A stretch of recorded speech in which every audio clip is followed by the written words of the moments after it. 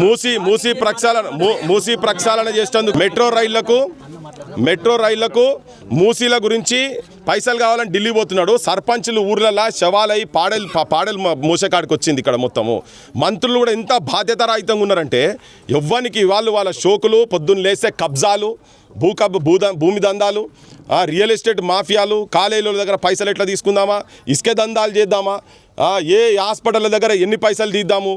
ఆఖరికి యువకుడు చెప్తానే ఉన్నాడు, వాకింగ్ చేసే టైం ఉంటుంది మంత్రికి. పొన్నం ప్రభాకర్ గారు చాలా డైలాగ్ కొట్టినావు, నువ్వు కూడా మస్తు కొట్టినావు. సర్పంచ్ల మీటింగ్ నువ్వు కూడా వచ్చినావు. మేము రాగానే ఇట్లా చిటికెలేసి చెప్పినావు కదా. ఇలా నీ నియోజకవర్గంలో ఒక సర్పంచ్గా 10 సంవత్సరాలు చేసినటువంటి వ్యక్తికి నువ్వు అప్పులు మీరు చేయబట్టి అప్పులైనరు, మీ రాజకీయ వ్యవస్థ చేయబట్టి అప్పుల పాలయ్యి ఇలా ఆత్మహత్య చేసుకునే కాడికి వచ్చింది కదా. దీనికి బాధ్యత సర్వం వీళ్ళు. ఇది ప్రభుత్వం చేసినటువంటి హత్య. ప్రతి సర్పంచ్ ఇప్పటిదాకా అయింది కదా. 100 మంది మనం మస్తు చాలా జాగాలలో పోయినాం, జనానికి కూడా చెప్పే ప్రయత్నం చేసినాం.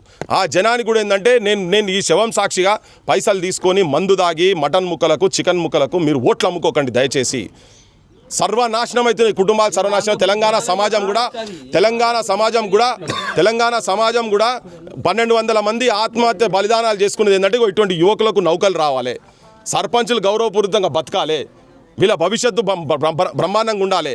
ఇటువంటిది కాకుండా ఇలా బడులు బంద్ చేస్తున్నాడు. ఇంకెన్ని శవాల మోసి యాస్టకొస్తున్నది ఈ శవాలంతా.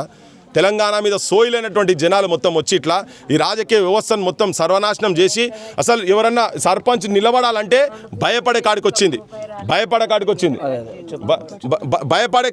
సర్పంచ్ నిలబడాలంటే భయపడే కాడికి వచ్చింది. ఇది మళ్ళీ ఏంది, క్షేత్రస్థాయిలో ఉన్నటువంటి గ్రామీణ ప్రాంతాలలో ఉన్నటువంటి వాళ్లకు ఇబ్బందులు అవుతున్నాయి.